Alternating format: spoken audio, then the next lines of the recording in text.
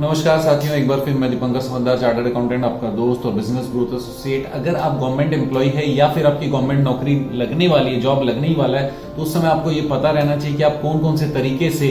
व्यापार कर सकते हैं या फिर बिजनेस कर सकते हैं या प्रोफेशन चालू रख सकते हैं। तो मैं 5 तरीके आज बताने वाला हूँ। ये 5 तरीके से आप ये गवर्नमेंट का अगर जॉब है उसके बाद भी अगर आप काम करेंगे तो लीगली कोई प्रॉब्लम नहीं है। जब भी आप गवर्नमेंट का जॉब करते हो ना, तो आपका एक गवर्नमेंट जहां पर भी जॉब लगती है तो वहां पर एक एग्रीमेंट फाइल करवाता है, एग्रीमेंट साइन करवाता है, जिसमें लिखा रहता है बहुत सारे क्लॉज, जिसमें ये भी लिखा रहता है कि आप दूसरा जॉब नहीं करोगे, दूसरा व्यापार नहीं करोगे। तो दूसरा जॉब नहीं कर सकते हो एक चीज, और दूसरा व्यापार नहीं कर सकते हो, ये 2 चीजें लगभग हर एग्रीमेंट में रहती है। पहला चीज आपको ये ध्यान रखना पड़ेगा, अगर आप किसी संस्था के लिए जाकर सेमिनार देते हो या फिर कोई काम ऐसा करते हो जो कि ऑनरेरियम जिसके बदले मिलता है, इसका मतलब ये कि आप भी ऐसी सेवाएं प्रदान करते हो, वहां पर कोई और भी वैसी सेवाएं प्रदान करता है, और आपको आउट ऑफ ग्रेटिट्यूड, जो कि सैलरी के रूप में नहीं, कोई इनाम मिल देता है, कोई सर्टिफिकेट दे देता है,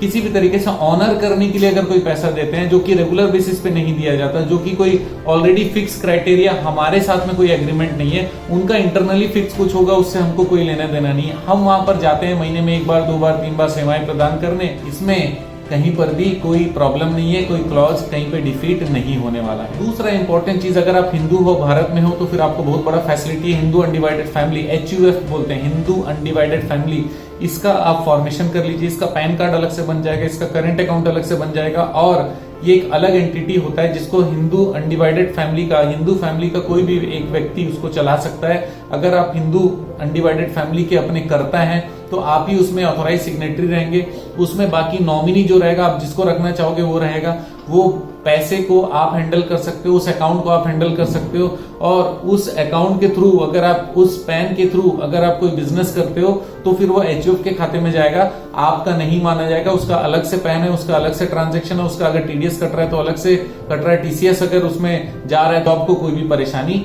नहीं होगी। तीसरा तरीका यह है कि आप कोई कंपनी बनाएंगे जिसमें अपने वाइफ और अपने फैमिली मेंबर या हस्बैंड या फिर अपने रिलेटिव्स को, जिससे आपका क्लोज कांटेक्ट हो, उनको आप उसमें डायरेक्टर बना लीजिए, और आप उसमें बेसिकली सारा काम आप करिए, हैंडल करिए आप, और बाकी वो कहीं ना कहीं पे सपोर्ट के लिए अवेलेबल रहे। वो भी अगर आते हैं ऑर्गेनाइजेशन में तो वो अपने पैसे लेकर जाएं, क्योंकि देखिए मोरली भी मैं बता रहा हूँ गलत कुछ नहीं होता। अगर आप गवर्नमेंट का जॉब कर रहे हो तो गवर्नमेंट के जॉब को बहुत अच्छे से करिए, लेकिन अगर बुद्धि लगाने वाली बात है तो रात को बैठ के गवर्नमेंट हमारे सिर पे नहीं बैठे रहता कि भाई आपको कोई दूसरा चीज सोचना नहीं। आप सोच सकते हो भाई वो ऑर्गेनाइजेशन दूसरा है, उसमें वाइफ काम कर रहे हैं, उसमें साले काम कर रहे हैं, उसमें कोई रिलेटिव काम कर रहा है, आपका दोस्त काम कर रहा है, और उसके लिए आप आइडिया दे रहे हो अपने जॉब के बाद में, तो कहीं पर कोई दिक्कत नहीं है। अपने जॉब को आप जरूर अच्छे से करिए, ईमानदारी से करिए, सरकार पैसे दे रही है, कोई दिक्कत नहीं, लेकिन उसके बाद आपकी जो बुद्धि है, जो एक्सेस में है, जो नॉर्मल लोगों से ऊपर है, उसको बिल्कुल इस्तेमाल करने का अधिकार। लास्ट 5वां चीज बता रहा हूँ कि अगर आप किसी कंपनी में एक्टिवली आना चाहते हो, आप चाहते हो कि मेरा कंट्रोल खोए नहीं सर, मैं अगर किसी का नाम रख दूंगा तो फिर